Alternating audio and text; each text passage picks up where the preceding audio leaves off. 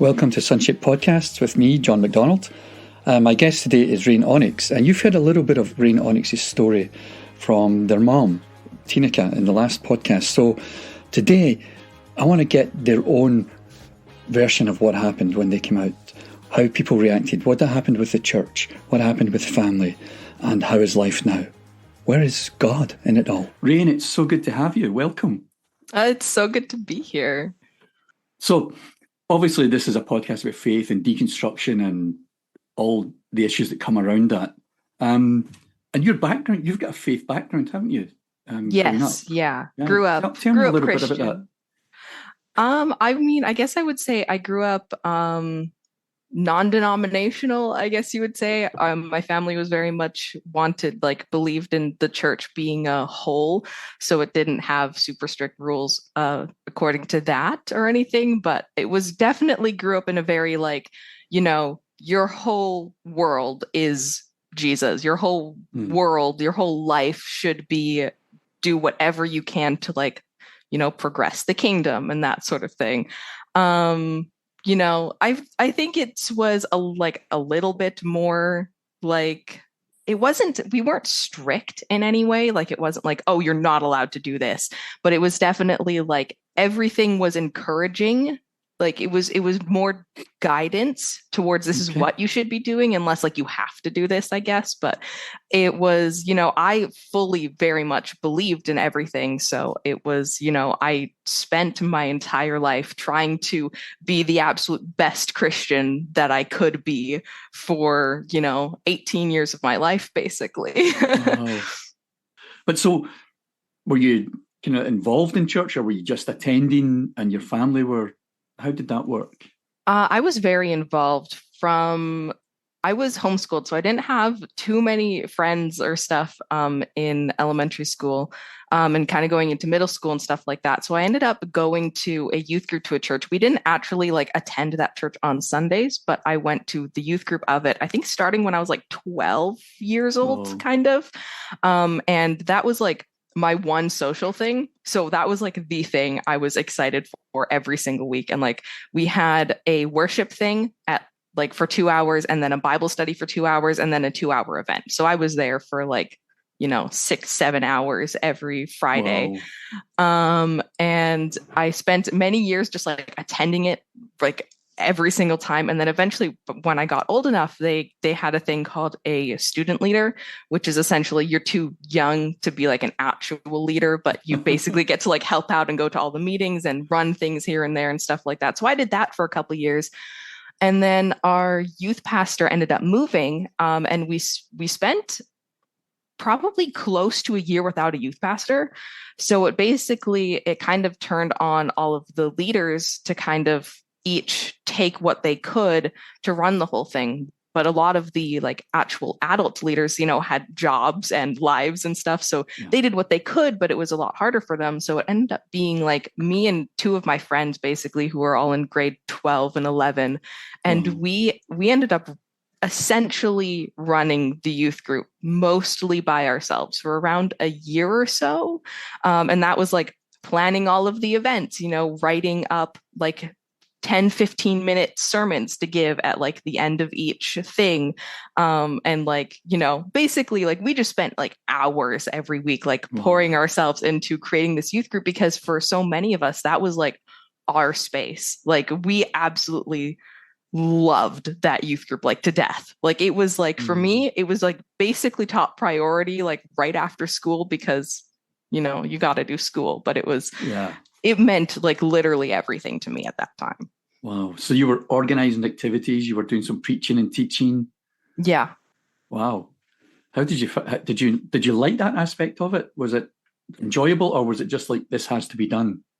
I liked it. I mean, there were definitely parts that were tricky. There were definitely times where I was I just want to relax. But I was no, there's youth group tomorrow. I have to get all this ready. But in general, I really enjoyed it. Partially because I like organizing things, so that was fun for me.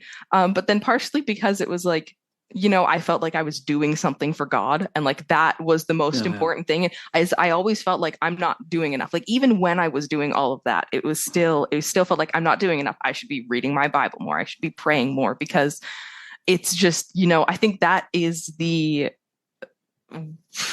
that's what you're taught all the time, is like you Mm, can never do enough for God.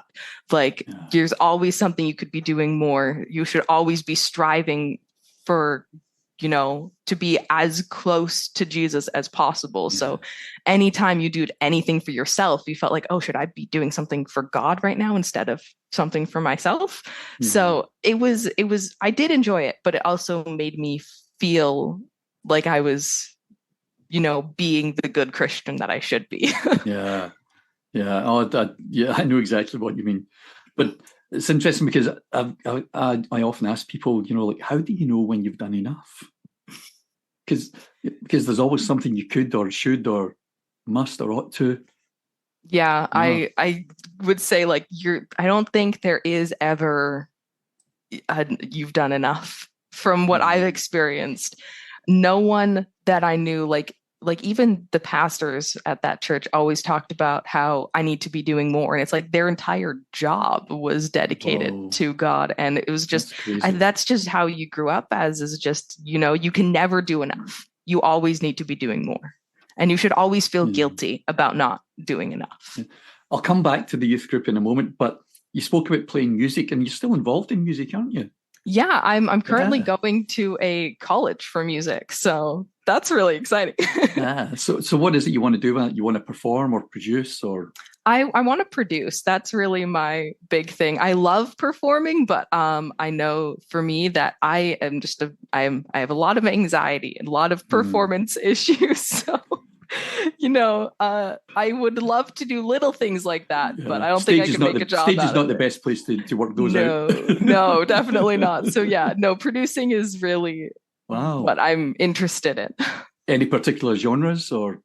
I really enjoy like alternative or like indie pop, that sort of stuff that's like kind of like just out of the mainstream a little bit. Sure. Anyone I would have heard of? Who are you into? Some of my favorites, they're all like indie people, so they're not big or anything, but some of my favorites are Cave Town, who's Hmm. really, really good, Yep. and Nico Collins is another one that I really like. But let's go back to youth group. Now, you were going through a lot of inner turmoil. Do you want to talk a little bit about that? About the turmoil that you were going through Yeah, towards the end of so your time with youth? it was a really tricky time because it was actually like right around when COVID happened, and right before that happened, a new youth pastor came in, and we were kind of still running a lot of things because he was just like fresh out of college, and we wanted him to really like see what our youth group was like, because we'd had interns and stuff that had come in and basically kind of like steamrolled and just like did what they thought Mm, was best. And our youth group we were a very calm youth group. So anything that was like super like high intensity or like super like extroverted stuff, it didn't go nearly as well as I think yeah. they thought it would. So we really wanted to like give him a chance to like see what stuff like this group enjoyed and like give him a chance to kind of get into it. So he was kind of doing that, and then COVID hit, and then obviously everything got like completely shut down. We didn't really have youth group. We had like Zoom Bible studies every once in a while, sort of thing. So I couldn't be nearly actively as involved in Mm, that at that time. But, in the middle of that, um, is when I started realizing, I think there's something different about me. And it was a very slow process for me because, I consider myself asexual panromantic.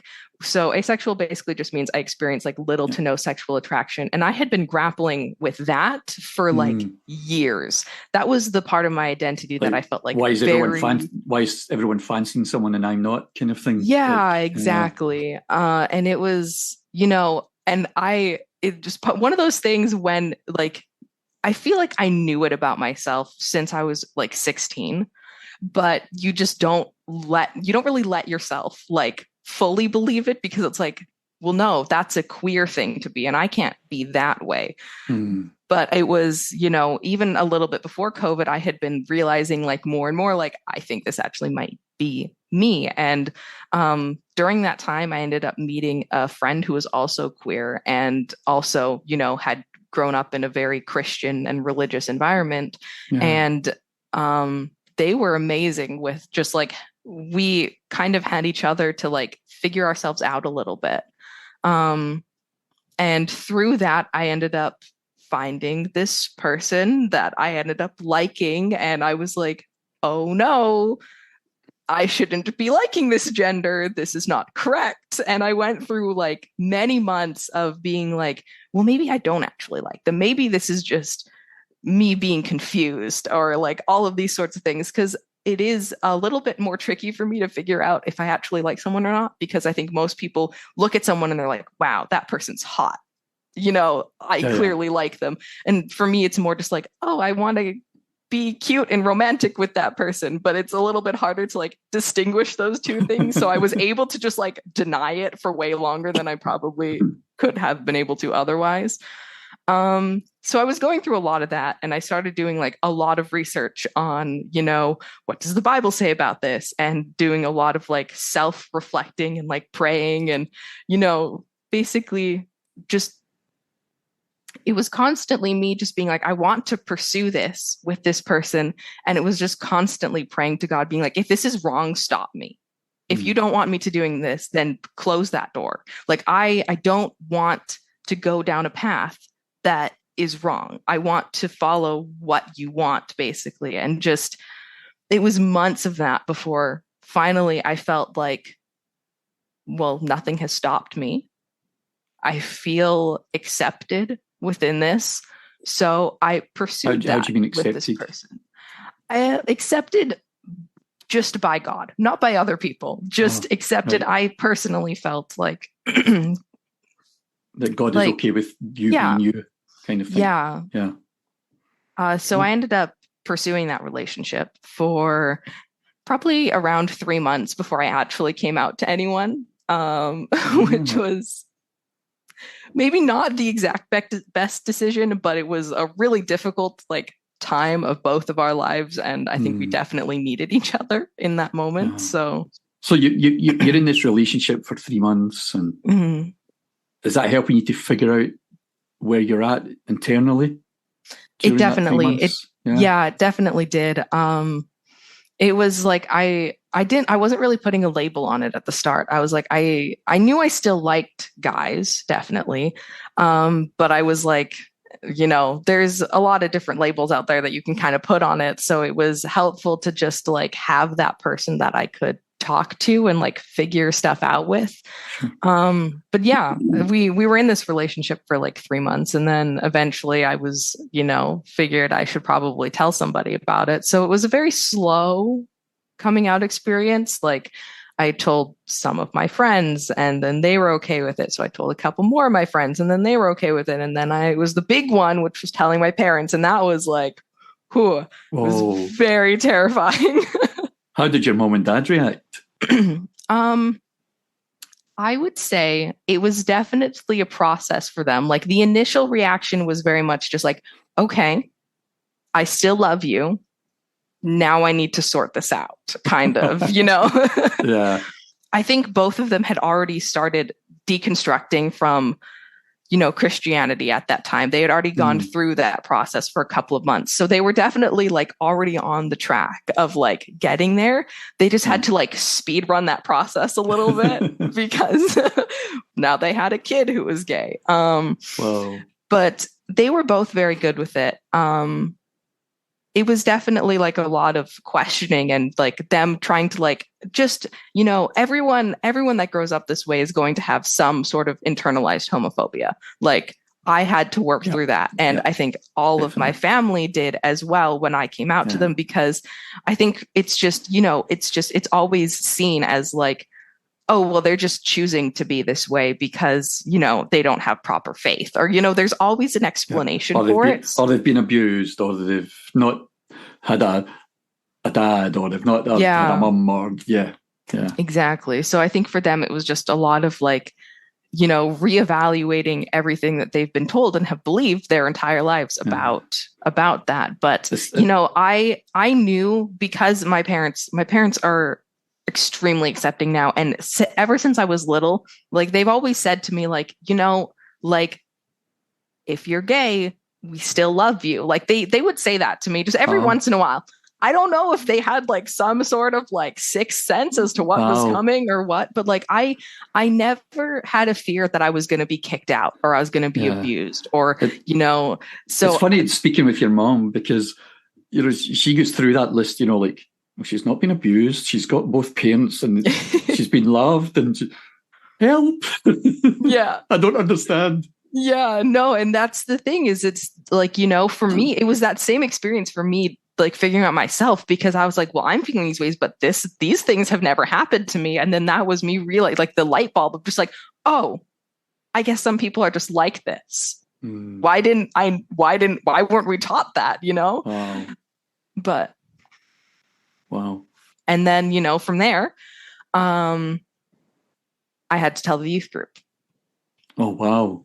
Yeah. So did you tell them all in a group, or? No, I actually, because it was still in the middle of COVID during all this. So I had not seen any of my youth group like face to face in months. Wow. So I actually ended up like just messaging the youth pastor at that time, which I had not known for that long, is one of the things, because he was a new youth pastor. So this was like an extra level of nerves put on top of it. But I ended up messaging him and just saying like, hey, can we meet up? So we went to Starbucks and we sat and we talked, and, I came out to him. I explained the situation, and, it was at the time, at that very moment that it happened, it seemed like it went way better than I thought, because he was very understanding, and I even like laid out like all of the research that I had done. And I was like, I'm telling you, I did not just like randomly decide to be gay one day, just like on a whim, like, and he had basically told me at that time, okay, what we're going to do basically is, because that was during like the winter-ish. And I was planning on leaving for school in the summer. So he was like, so what we'll do is you can finish the rest of your year here. And then once you hit, summertime, and that was essentially when all of us that weren't full leaders yet, but we're kind of running it, we're going to become full leaders, was like during that summer. So he was like, once we hit that point, you're basically going to be moving pretty soon anyway. So that's when we'll, in his words, that's when we'll transition you out of the youth group, was basically what he told me, which obviously was still not right. But for me, who was, expecting much worse than that, I was really happy, because essentially I was going to be getting most of the youth group experience that I wanted to get. I would be like cut 2 months short, basically, but that was it. So I was like, wow, this is amazing. I was really, really happy about it. And I didn't get berated or anything like that. So that was good. And then like, I think it was 2 days later, which one thing is I asked him not to tell anyone, because I was like, I'm not out to a lot of people. Like I was out to a couple close friends and my parents, and that was it. So I was like, please don't tell anyone. And he was like, I might have to talk to the head pastor about it. I didn't know the head pastor that much, so I wasn't super comfortable with it, but I understood. I'm like, he's really new to the church. I get it. I was like, if you have to talk to the head pastor about it, you can. What they ended up doing was bringing it to a board meeting with many people, and they were like, we didn't say your name. And I'm like, okay, but like there's still going to be a person, like you're going to bring it to a board meeting, you're going to talk about, there's this queer person, this is what's happening. And then they basically they brought it to a board meeting, and the board essentially decided that I needed to leave immediately, that I wasn't going to be allowed to have, that 6 months that I was originally told I was going to be able to have. So, a couple days later, he ends up messaging me and essentially telling me this. Well, he phrased it as like, just to clarify a couple things from our meeting, but then completely changed what he had originally said, and basically said, we're going to be transitioning you out within the next couple of months. And then it happened in a week. Wow. So it was very different from what he said, but basically what ended up happening is, the whole board knew that there was a queer person. They didn't say my name, but they knew there was a queer person. And then I left a week later. So it's like, wow, I wonder who the queer person was. Yeah. I don't think it's too hard to figure that one out. And they were like close friends I had on that board. How did the other kids react? Like, I mean, did you get the chance to speak to them, or were you gone and then they said, Rain's gone because they're gay? I didn't really have a chance to talk to any of them because, because it was in the middle of COVID. When it all happened, I just, we had a summer where we had kind of had some groups again that I was involved in. And then when the fall cycle of COVID hit, that was when all of this was happening. Right. So I didn't get to see any of the youth kids again. There were a couple other queer people actually in that youth group that I still kind of kept talking to, and I let them know what happened. But all of the other kids in that youth group, they probably know now, but at the time they didn't know why I had left, because I wasn't comfortable saying why, because so many people didn't know that I wasn't just going to make a public announcement to on the Facebook page or something like that. But the leaders, because we had a group chat with the leaders, and basically when I was asked to leave, they were saying that I left. I chose to leave English. But I went on there and I was like, I have been asked to leave because of a difference in belief. And I sent this really long message to this group chat that was basically just explaining that I was leaving, explaining because it was a matter of just belief differences, which even up to that point, I wasn't in the same denomination that church was. So there were differences in beliefs, small ones here and there that came up, and everyone was very respectful about it. It wasn't anything major, so they didn't care. But I guess, this was a big thing. And basically just sent a huge message saying how much I loved this youth group, how much I was going to miss everyone, how sad I am to be leaving. It poured my heart out a little bit. And one person responded to it, being like, we'll miss you. And nobody said anything else. And I was just like, cool. So either they never cared about me in the first place, or he lied when he said he wasn't going to tell anyone. And now they don't know how to act around me.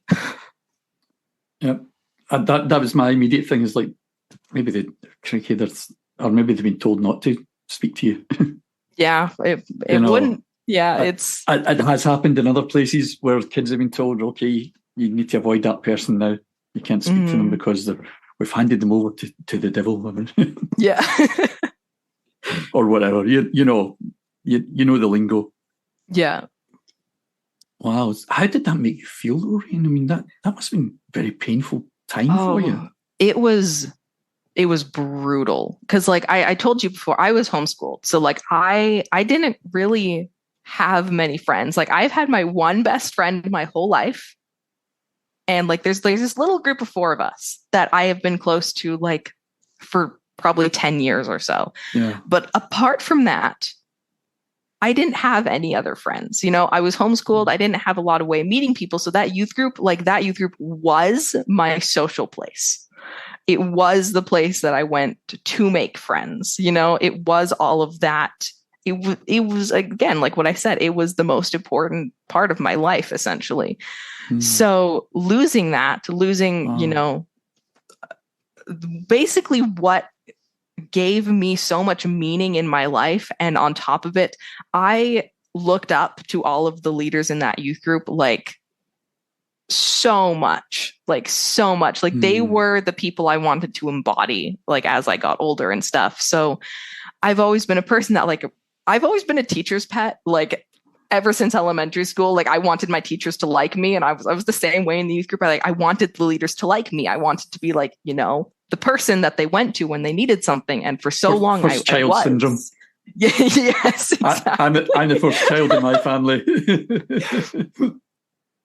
Yeah. Yeah, I know exactly what you mean. Yeah. So, having that and knowing that now all of those leaders that I looked up to, that I wanted to be the person that they liked, and that they all saw me as like a disappointment now, was basically how I looked at it. So that was, and at the same time, we're going through COVID, so we like can't really leave the house and like all of this other stuff. So it was a lot at once, and it was very difficult for a long time to, I think the hardest thing for me was just literally like knowing that all those people that I cared about either saw me as a disappointment, or like, they've gone off the deep end, or like, that they can't see me as like a friend anymore. And of course they were like, you can still come to like our young adults group if you want, but it's like, you've broken that. Like there's no being able to like make that distinction now of being like, well, I'm not allowed at the youth group, but I'm allowed to this other thing. It's when someone has, when an organization or a person or anything like that has broken that relationship so badly, you can't just like go somewhere and then like pretend that everything is fine and that you're doing okay. So you're out the youth group. You've got friends who encourage you and supportive of you, and they're dumped out as well, or invited to leave. So what's happening with you and God in all of this? Was anything happening with you and God in all of this?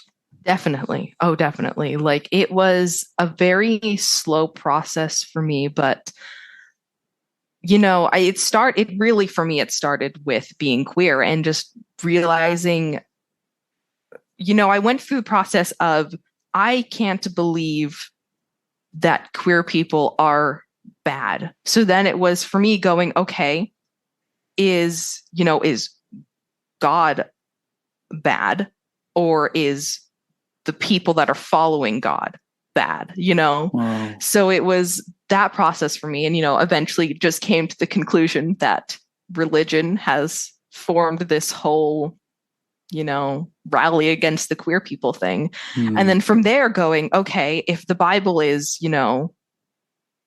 not if the Bible is incorrect, but if people are interpreting that part of the Bible incorrectly, what else could be, like, what else might be wrong? And slowly going through that process along with, my mom, who's also going through that at the same time, and just like realizing very slowly. I guess when you started going through that, you realized your mom wasn't actually having a breakdown, then she was going through the same thing. Yeah, exactly. But yeah, just very slowly kind of like taking each little piece and going, is this actually God, or is this something else? And then figuring it out and, setting it to one side or the other of what do I keep and what do I need to rethink? And it was just, it's a very slow process, because it's like every piece you essentially feel like you're going crazy, for me at least. Because every time you have to reevaluate, you're like, am I going off the deep end? Am I a horrible person for thinking this way? Because, you've basically been indoctrinated like your whole life to be like, if you doubt, doubters are sinners. Yeah. So but this is the thing, isn't it? That most people go through that process on their own, because who do they dare speak to about their doubts and their fears and their disbeliefs? And so no one realizes that there's a whole cadre of people out there going through the same process, questioning everything they've been told. And like you, I've gone through a lot of that process to where I am now, and probably still more to go. But every time I came to something new, I was like, oh man, I'm a heretic, and I can't really be a believer in Jesus, and because your heart knows what's real.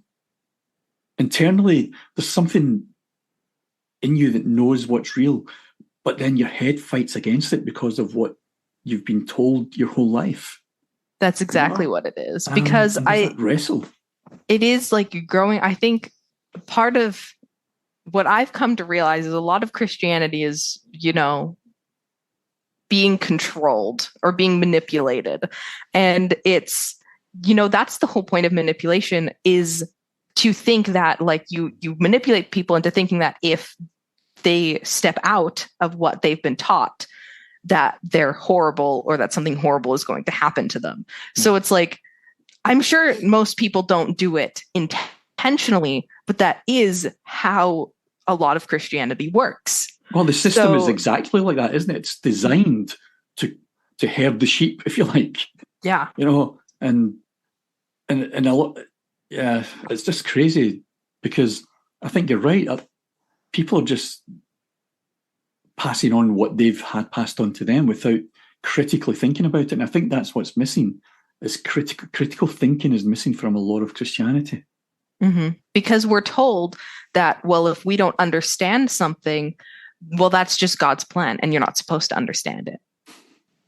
Yeah. So it takes away, like, all of that. If you are like, well, I don't think that, I think maybe this, well, then it's like, well, no, you have to trust what the Bible says. But it's not, you have to trust what the Bible says. It's, you have to trust what we believe the Bible says, but they don't say it that way. Yeah. But I mean, that's a crazy time. You're going through the whole sexuality thing. You're losing friends and peers and the people you respected. If you want to, I don't know, crisis of faith, deconstruction, whatever you want to call it. Mm-hmm. I mean, how were you not falling apart, or were you falling apart? I was totally falling apart. Like, there's no questioning that at all. Like, I was very, I don't want to use the word depressed, because I wasn't like clinically depressed or anything, but it was a very dark period of my life. Because I think, and even in the friend group that I did have, so much of us were going through our own stuff at that time that it was really hard to, get together. And that was that was also on me, because I wasn't really getting together with them because I was not doing okay. So I wasn't putting the effort into getting together. But then like all four of us were going through that same thing. So no one was really talking to each other, because we were all just kind of trying to survive on our own, because all four of us essentially went through that same experience. Like, me and my best friend were personally kicked out, but then the other two were kind of like, well, we're not going to stay in this when clearly they're removing the people that we care the most about. So then they ended up just leaving on their own. So all of us lost our main kind of support and, social place. Yeah, and there's a real essentially grief thing that goes on, isn't there? There's a real grieving process in that. Oh, 100%.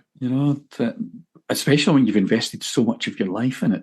From 12 years old to 18 years old. That's the hardest part, is just realizing, like, and I've gotten to the point now where I can look back on it and mostly just enjoy the memories that I have of it. But, at the time you're sitting there and you're thinking, how much of my life did I waste on this? How many hours did I spend, caring about something that never cared about me? Yeah. So it's 100% a grieving process. And then, of course, at the same time, I'm going through another crisis in my gender identity, which is a whole other thing that I went through like 6 months later, essentially. Oh. So it was then figuring all of that out on top of everything I was going through in that period of time, which is, another piece of that puzzle that you have to sit at and go, am I crazy?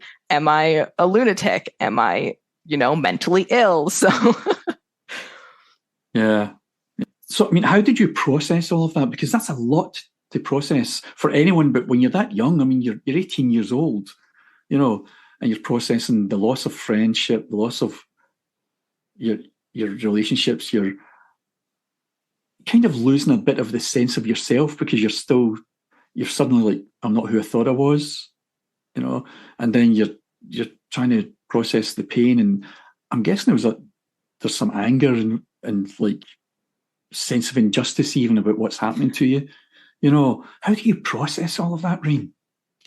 I wish I could give you like a straightforward answer, but I think it is literally just taking it one day at a time and trying every once in a while just be like, I want to do something today that is going to make me happy. And just finding, even if you're happy for like 3 seconds that day, that's something, And at the same time, having the small supports that I did, like me and the person I was dating continued dating for, I think, another 3 months. We eventually ended up splitting up, but it was on really good terms. And like, I still treasure that time with them very much because they were a huge part of keeping me afloat in all of that.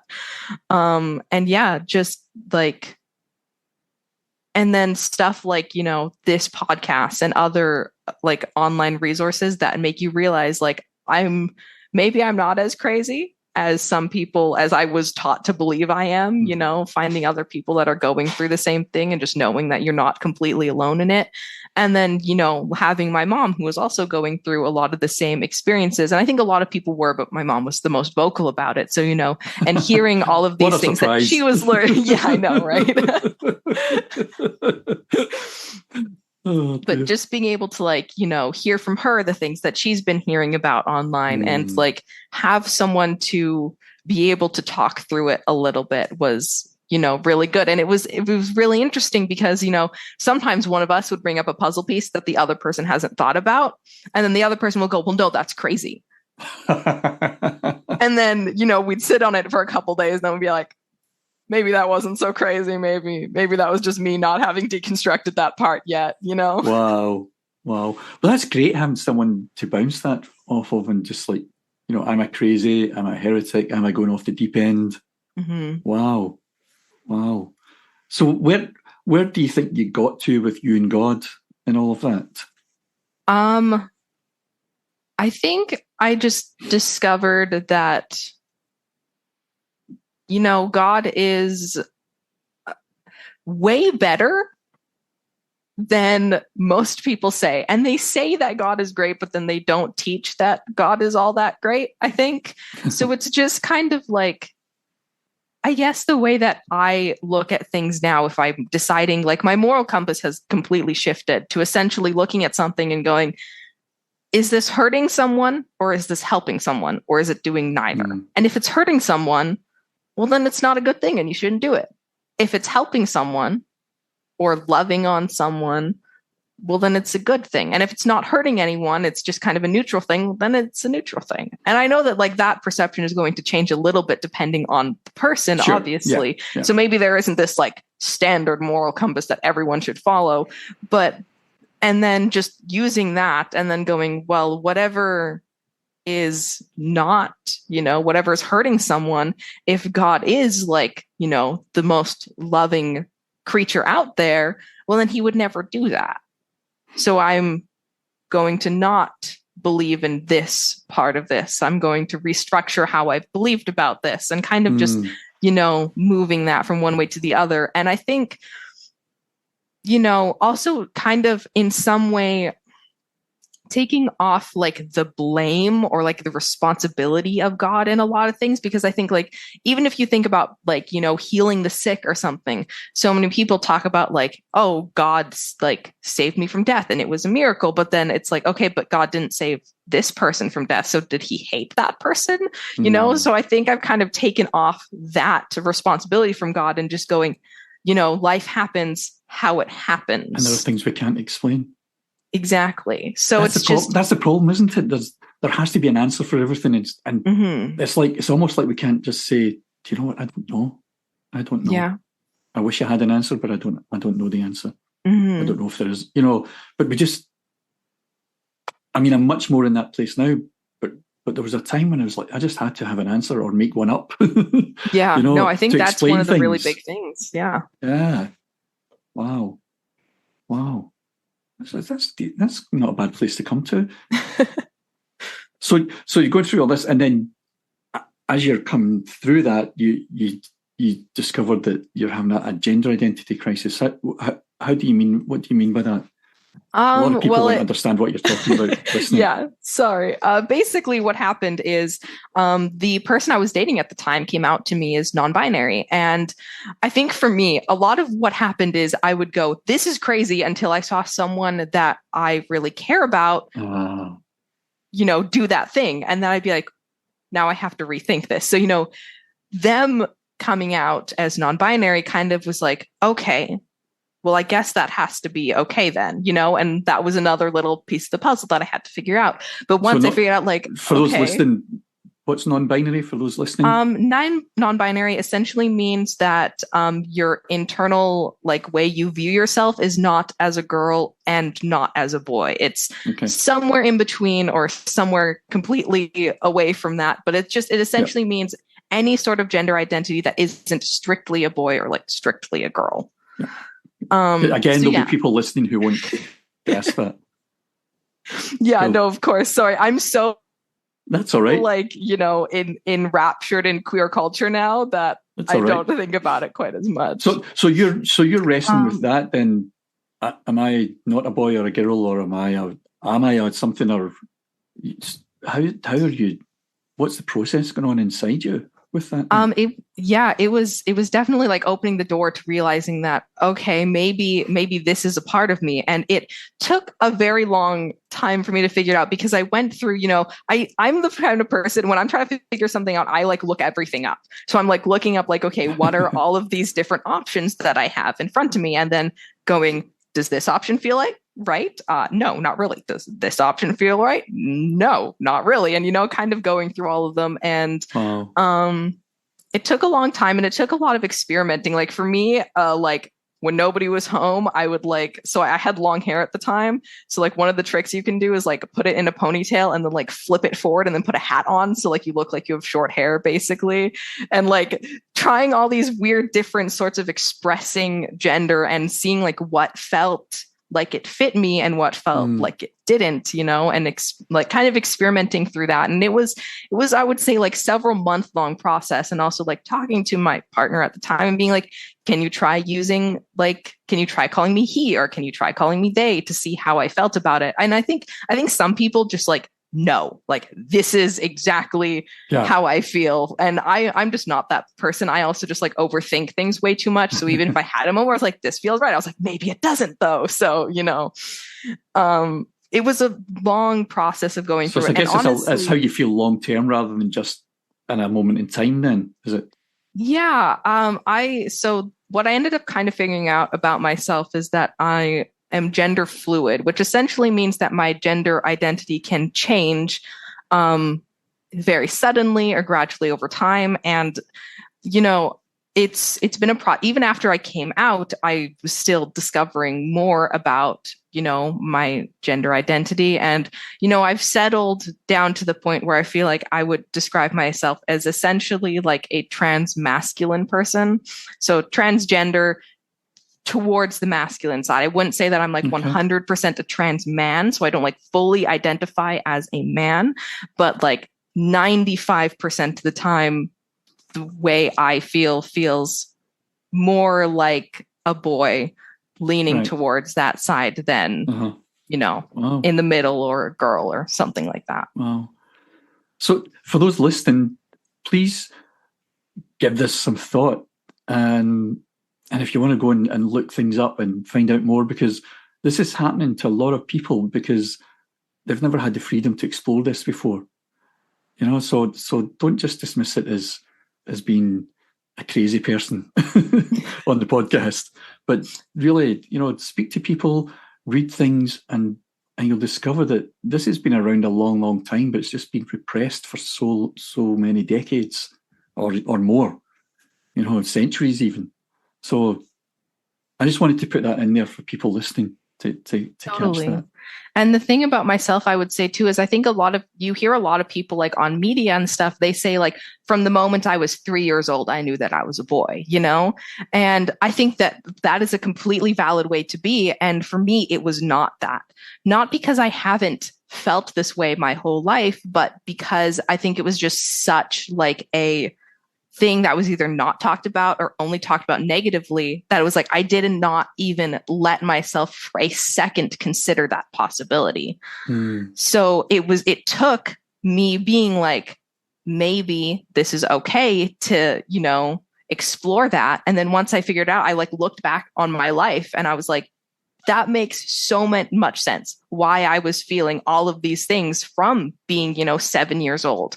All of these things started like realizing like, that's why I felt that way, you know? So it doesn't necessarily have to be like oh, you've known your whole life. And for me, that was a really hard thing for me, because the only kind of stories I had heard from people were people knowing since they were a kid. So it was like, well, I can't be that way because I haven't always known this. But, you know, it was taking, and, you know, I struggled with that for like years. Like, still sometimes I feel like, what if I'm just faking it? But it's like, I have to think I've been living my life this way for, like, you know, I've had top surgery. I'm on testosterone. Like, I've been living this way for like over a year, and I've never once regretted it or had any like, oh, I feel like this is wrong. Like, I shouldn't have done this or anything. So it's, you know, letting yourself actually consider it and not just like immediately push any thoughts away is, you know, allowed me to live a life that, like, I am so much happier now that I've actually been able to, you know, take this path that I never would have, like, I didn't even know that path was there before. So it's been like such a great experience. And coming out was another, like, a second time basically it wasn't as hard as the first time, because, you know, most of the people I knew at that point already came to terms with me being queer. So it was just like, here's another way that I'm queer, you know? So it wasn't nearly as difficult, but it was like, you know, it opened up.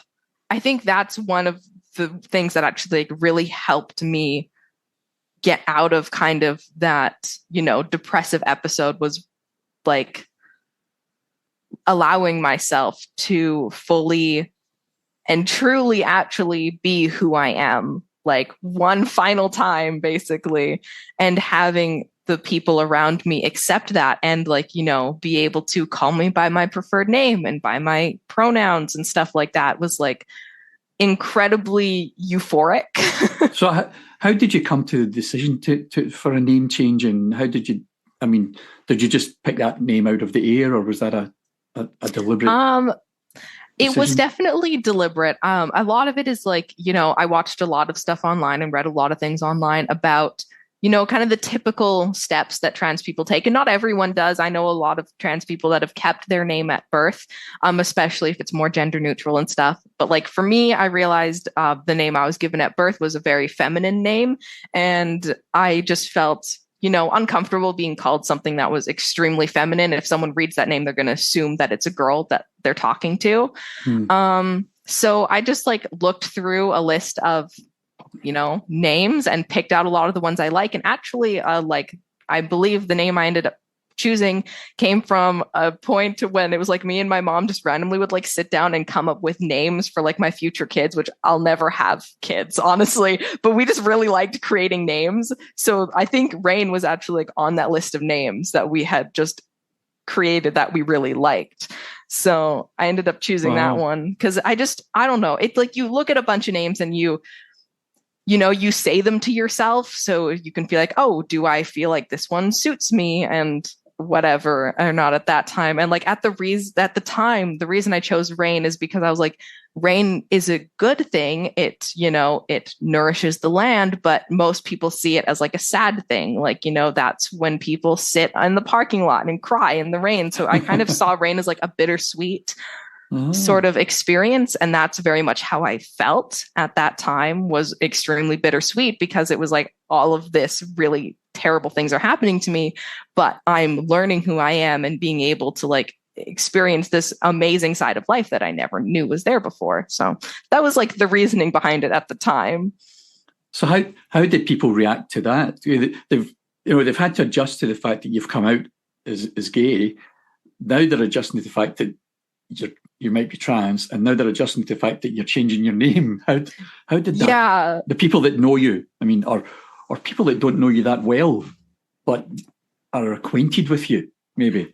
Yeah, some of them were definitely like, again, another thing. Are you kidding me? But like not actually in a rude way. It definitely took some time for some people. It was easier for some people than others. And like, you know, I've talked to a lot of, you know, friends of trans people and parents of trans people and stuff. And there's always a process that parents have to go through because in some ways they're some people like to say like, oh, they're losing a kid and gaining a new one, which is it's not true, because you're the same person, but you're losing an aspect of someone that you thought you knew and having to learn this new aspect of them.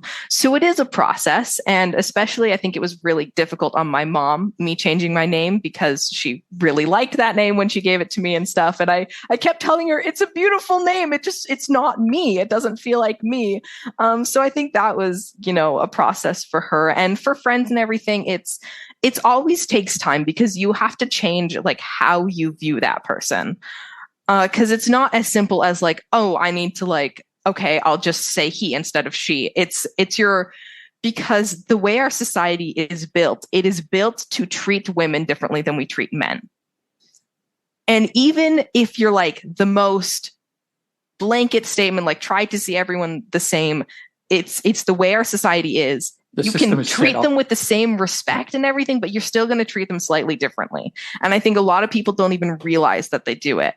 So, you can change the pronouns, but still treat me like a woman. And that's still going to make me feel uncomfortable, because I can tell that still you see me as a woman, which is just a super uncomfortable experience for anyone who's trans. So it takes time to like change your perception of someone to, whatever their new identity is. And I don't expect it to be like, oh, I told you, you immediately see me as a guy now. Like, it's going to take some time for that whole process to happen. Like, I've been out as trans for like,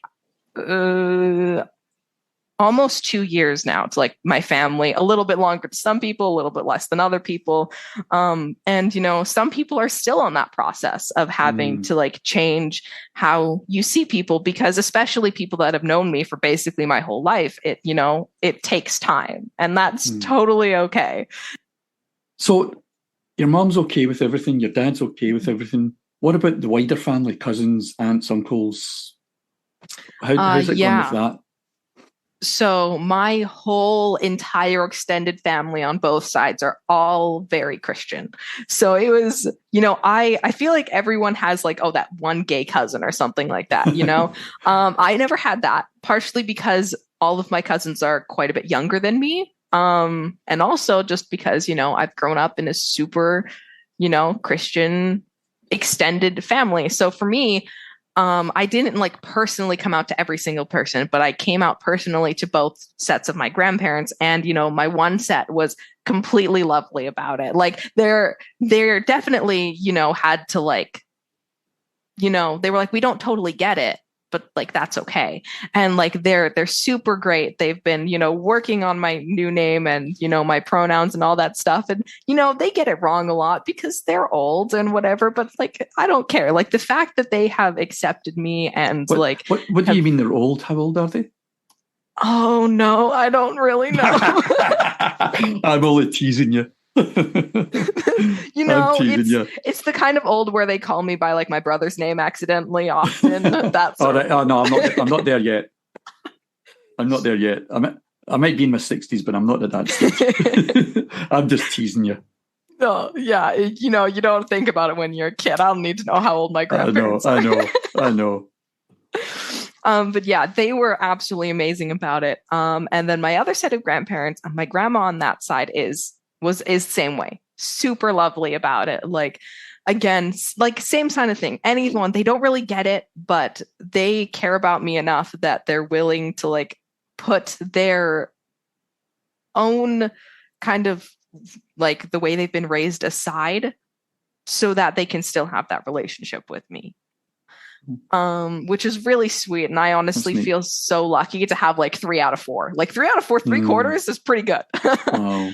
But the one remaining, my grandpa on the one side has basically, I personally came out to him when I came out as just gay. I hadn't come out as trans or anything at that point. And at that point, we had already been kind of estranged because a lot of stuff had gone on between him and my mom when she was going through a little bit of change in beliefs at that point.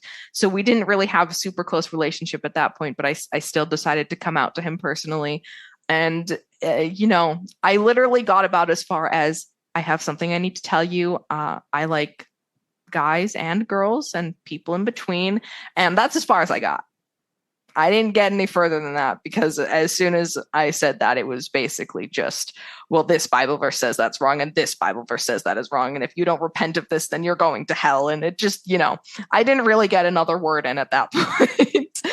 So I stood there for about 3 minutes and let it happen. And my mom was there, and after about a couple minutes of that, she was like, "Okay, we're gonna leave." So we went to the door. I put my shoes on. I gave him a hug. I said, "I love you very much," and I left. And I didn't talk to him for probably around a year. And in that time, I came out as trans. I didn't come out to him personally. He knew about it because we were still friends on Facebook, and I changed my name on Facebook. And I'm sure, word gets around. We lived in a small town. So I'm sure he found out.